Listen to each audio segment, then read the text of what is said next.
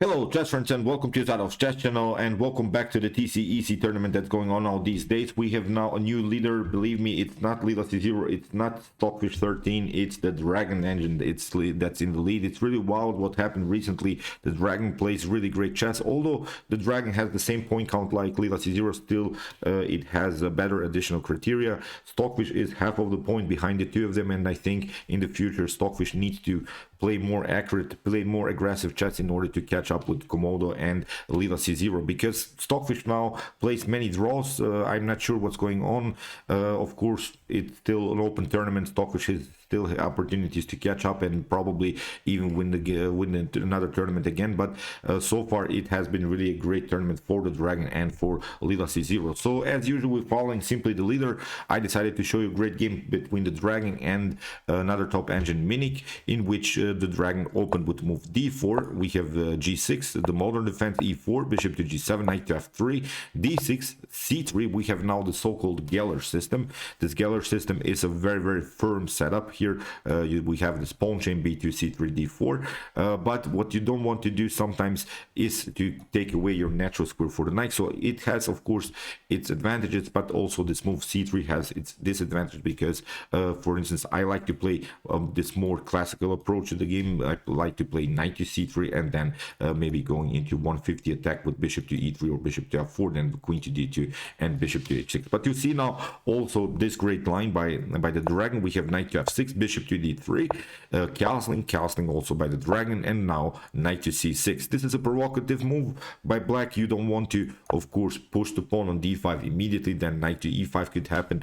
It leads into complicated games. Still, we're waiting a little bit to challenge the knight. Here, rook to e1, because now finally something is going to happen in the center. Whenever you feel that there could be dynamics in the center, it's time to regroup. It's time to push your pieces towards the center. So that's why rook to e8 meets with this idea. We have now e5, and still the Dragon delays the situation with the move h3 because the positional threat was sort of to play the move bishop to g4. Then you could be vulnerable here around the square d4, but also around the square e5, because the knight is, of course, attacking these two squares, because this, I think this pin would be very annoying to handle. So in the game, rook to e8 was played, and now when black is left the defense of the f file, here the Komodo Dragon plays now finally the move d5, because you see now after move rook to e8, black will maneuver the rook again to f8, and it's a loss of tempo. So that's why here the Dragon can afford it here to finally get a clarification in the center, because the main goal of blacks, I think, is here, if the rook is still on f8, to force really this block pawn structure in the center like in the common King's Indian, and then to push the pawn on f5. So far it's not possible, because now the rook is on e8, and that's why here the Dragon uses this moment, immediately plays the move d5. We have now knight to d7 and now c4. You see, we have gained a tempo because of this rook move, and now we want to play, of course, knight to c3, b4, c5, like in the common King's Indian structure. So we have now again this opposite side attack game, where black is probably trying to attack the king side, because the pawn chain is showing us basically the direction of the attack. Whenever you see this block pawn structure in the center, I mentioned it before, but of course I'll mention it again, we have opportunities to attack simply that side where the pawns are showing us. So that's why white is coordinating the attack towards the c5 square, black is coordinating the attack simply to the f5 square. So in the game, knight to d7, it comes with the idea, of course, to play the move f5, but also to cement further the position around the square c5, knight to c3, rook to f8. You see now black played rook to e8, now has to play rook to f8. So that's why it was a good choice, I think, by the Dragons to simply proceed with d5 and now to gain some space with c4. So in the game, a3, preparing simply b4. As I said, we want to break the position around the square c5. If you play now a5 in order to block this position further, in order to prevent this b4 idea immediately, still white can play rook to b1, because he cannot pass through with a4. The knight and the queen are controlling that square, but I think one of the best ways here is simply to proceed bishop to e3. And now if black tries f5, still we have opportunities to play knight to g5. Then you're forced maybe to play something like knight to f6, but still I think this b4 idea simply works. We can break through immediately, or in some occasions you see also that white is going to have a very nice square on e6, will cement probably the knight, then maybe followed with knight to d5. If for instance black pushes the pawn too much here on c5, then this idea knight to e6 followed with knight to d5 could be a very, very aggressive approach. So okay, in the game after the move a3, the Minic engine simply proceeded with the kingside attack, prevented first this move knight to g5 with the move h6, and waits now to play the move f5. Here in the game b4, so the game is really dynamic. You see white attacks the queenside, black attacks the kingside, f5 of course, and now a very, very cool move here by the dragon, the move c5. And there is now of course the question, what happens if d takes c5 happens? Then I think bishop to b2 is very, very interesting here, because after c takes b4, a takes b4, I think many files are opened here. The a file is opened here, the c file could be also opened with knight to b5. This could be a serious threat. Knight to b5, then d6. So if you give up your d6 pawn, if you take out, then I think you could be vulnerable to some attacks. The problem I think in the continuation here is after potential f takes e4, bishop to e4, knight to f5, maybe you want to cement this knight on d4. Actually it's not so good, because rook to c1 would happen, and now if you prevent this idea with a6, then you could face a very annoying knight to a4. And actually you see now the problem for black here is that black has a lack of development. The bishop cannot move, and still if you try something like knight to f6 here, the problem is now you get simply knight to c5, bishop to e5, or knight to e5 will happen. So you see this problem here is this setup, bishop to c8 and knight to d7. So that's why after the move c5, Minic simply left the position on the queen side like this, played simply a5, didn't want to take d takes c5. Now Minic challenged here the dragon on the a file. In the game rook to pardon me, first c takes d6, c takes d6, and now rook to b1.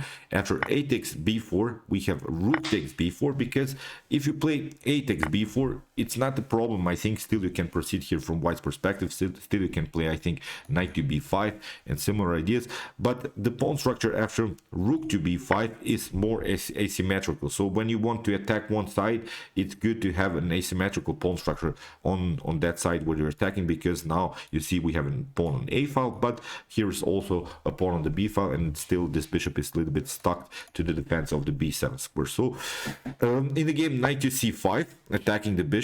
Here bishop to f1, dragon retreats simply with the bishop. Now f takes e4, and now a very nice idea, knight to d2.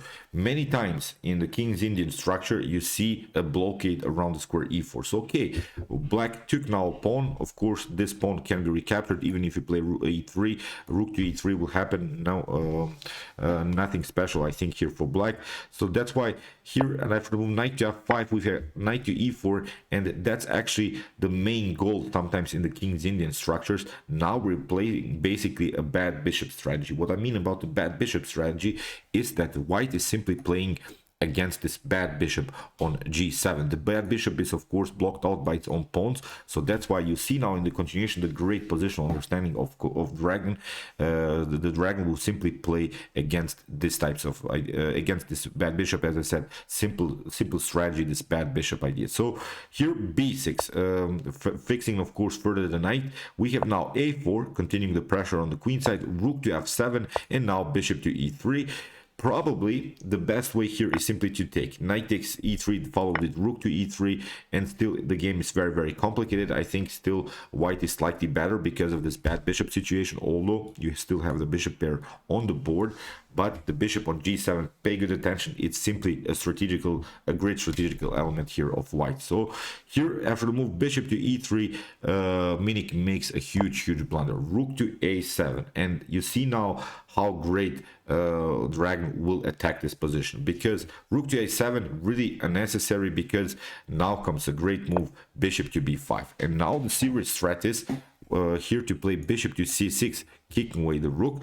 So here again rook to f7. Minic lost simply a tempo. If you try now bishop to d7, to compete on light scores, basically you're helping out white here, because as we said, we're playing against the bad bishop here, so we want to trade off more pieces. We would love even to trade off the light score bishops, maybe even to trade off the knights, maybe even trade off the bishop for a knight here on c5, and then continue the game with this blockade knight on e4, and then still continue our pressure against the weak pawn on d6. So the problem for black, I think, here is that black cannot get out with the bishop. Black doesn't have good diagonals. Even if you try something like h5, bishop to h6, okay, maybe you could aim with the bishop somewhere here, but we're simply getting out of the range of the bishop, and still the bishop is useless. So that's why if you try even to compete, as I said, with bishop to d7, nothing dramatically is changed, because here is a great move by Dragon that wasn't played out of game in the game, of course, but I wanted to show you potential continuation after something like rook to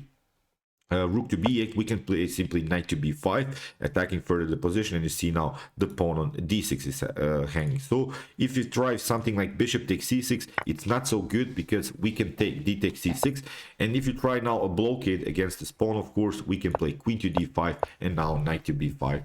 It's simply game over. You lose, of course, the rook. You can also lose, of course, the d6 pawn. When that happens, it's simply something that you should resign here from black's perspective. So bishop to b5, really a great move. You see now the problems for black. Rook to f7 again, and now bishop to c6. The problem is now you cannot get on the b file. That's the main issue, because there are some tactics. Knight takes c5 followed with bishop to c5. You see the rook is hanging, the queen is not connected to the rook, so there are some tactics on the b file. That's the main issue here. So that's why rook to a6 had to be played, and the problem is now black is has lost the rook connection, and the rook connection is very important in such complicated games.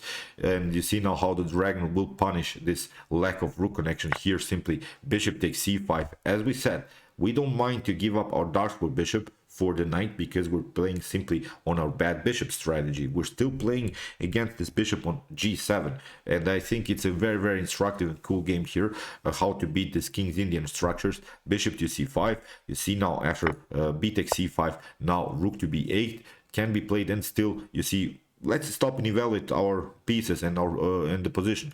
Bishop perfectly fine. Knight controlling the center, very good. Still this knight on e4 blocking out the e5 pawn. Bishop is blocked out. Okay, maybe white has lost a little bit the battle around the square d4, but basically if that happens, if knight to d4, we're simply again getting out of the range of the knight, and we'll try some different ideas to attack the position. Now here the engine Minic has lost the battle on the b file, and Komodo punishes it after queen to c7. We have rook to b2, we have queen to e7, and now queen to g4. Here the cool part about this move is actually that dragon plays a pin against the bishop. It's not that the queen is pinned, that the queen is endangered. Basically the bishop is endangered, because the rook cannot get back into the game. So here king to h7 was played, here rook to b1, rook to a7. You see how bad this rook is. The rook cannot find good ways into the game. We have h4, we have rook to f8. Now finally Minic tries some knight to d4 ideas and attacking the queen, but in the game h5 was played, which was a great move. It gives this move rook to f8 gives this white an extra tempo. We can now really paralyze the whole king side, because after g5 this move simply blocks out further the dark square bishop. And you see now how the dragon engine played simply this bad bishop strategy to perfection. Now after the move g5, it's a new pawn on a dark square, and the bishop is paralyzed. The bishop is really bad in the game. Rook to b8 was played. Now again, if you move the knight, your bishop will be taken, so that's why queen to c7, and now finally queen to d1. And you see now all of this just to provoke again some weaknesses here on the king side. The bishop on g7, look at how bad this piece is. In the game, king to h8 was played. Now rook to b6, simply continuing our pressure on the b file. Knight to d4 happened, as I said, but still we can simply play around that knight. Okay, it's a very well supported knight, but it doesn't have support.